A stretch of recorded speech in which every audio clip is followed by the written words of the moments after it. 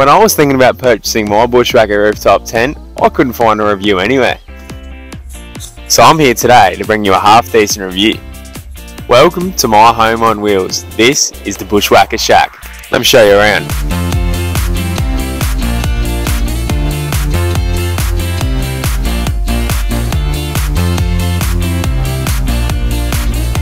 Before we get further into this video, I need to cut the bull crap. I bought this for $2.5 grand, which means you can find a sick deal on one of these, but they retail at $4 grand, which seems high. When you compare it to the Darchie and the Drifter, the price is about right. As some of you may know, I've had two King's rooftop tents on this channel. One was a soft shell and one was a hard shell exactly like this, and I can safely say to you, I much prefer this one. One of the main reasons I thoroughly prefer this rooftop tent, especially over the King's ones, is purely the weight. My first King's one I had weighed definitely around 100 kilos, and that's because two people really struggled to lift this one up. And to be exact, this one weighs about 75 kilos, which is ridiculous. And some of you may ask, if you're really worried about weight, why didn't you go a Drifter? Because this one was second-hand and was on Marketplace at the time. I'm going to be honest with you. But all in all, I have heard rumours that the Drifters bend their floors with too much weight on the inside. And I heard nothing really about this one because there wasn't a review. So I'm here to tell you everything that's bad and good. As you can see, my first bad point about this rooftop tent is it's very sun faded. And I've seen a couple on other people's cars driving past and it's the exact same thing. So I don't know what paint they're using, but when the sun hits it, it turns bronze. It's okay if you like the colour bronze, which I do, but if you don't, there's a negative for you. Another major negative for me is that you can't keep your bedding inside because these latches aren't adjustable. One thing I loved about the King's one is I could keep a mattress topper, bedding and pillows inside that thing and it would still close and no dust would get in. This one, these latches aren't adjustable. I've got a mattress topper in there at the moment, but if you leave pillows and stuff in there, you can just about get it down, but you can see the seals have gaps which will let water and dust inside. A really big con, in my opinion, especially if you're running a tray and canopy, is that this ladder will not hook on the hooks that it's meant to have unless you don't have anything blocking the way. In order for it to hook on, it needs to be straight down and then you can pull it out. Instead of going like this and hooking it on, it needs to hook on like that, which sucks if you're running a tray and canopy.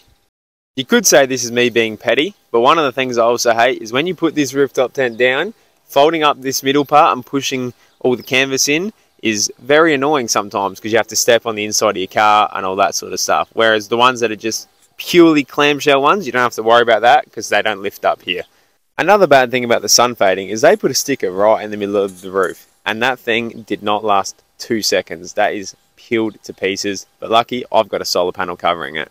And while we're here, the one last bad thing about this rooftop tent that I've noticed so far is that there was no lighting on the inside and I had to add my own, but that's just being picky. Now onto the pros. On the inside of this thing there is enough storage pockets to have a family of 5 in here. We have 8 on the roof and 3 on either side for each person. One major pro about this is it's got a felt roof and that means no moisture can get on the inside. With the King's one that I had, I experienced lots of moisture was on the roof, so if you had one of these pockets everything would be wet in it.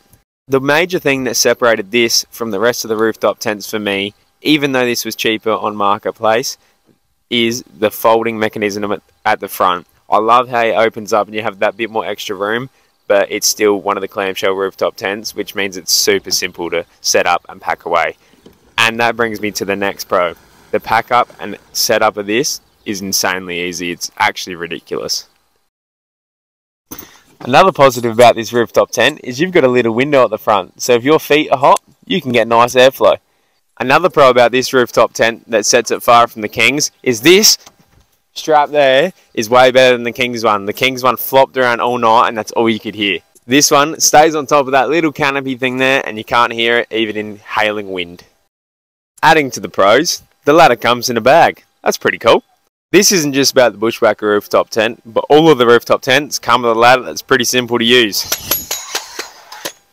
Done. Now let's move on to the mattress, which can be a pro or a con depending on what you like. I found the mattress a bit hard, even though it's a memory foam and it's about 70mm thick. I found it a bit hard and that's why we put a mattress topper on it, which made it heaps comfy and you don't get a sore back afterwards. Before we end off this video, I'd like to talk to you about the mounting options. This thing has two T-bar rails and they supply all the nuts, the bolts and everything you need to fit this thing. If you want to know how I mounted it to my canopy, I've used two 25 by 25 bits of steel going underneath to make it miss the canopy when the door is open. Then on the inside, I simply have plates with bolts going all the way through from those T-rails that they supplied. I don't know whether or not this helped you, but I really hope it did, because this is the only review on YouTube of the Bushwakka Rooftop tent. I really hope you guys enjoyed. If you did, make sure to like and subscribe, and let me know in the comments what rooftop tent you're running and some positives and cons about that. Thanks so much for watching. I'll catch you in the next one.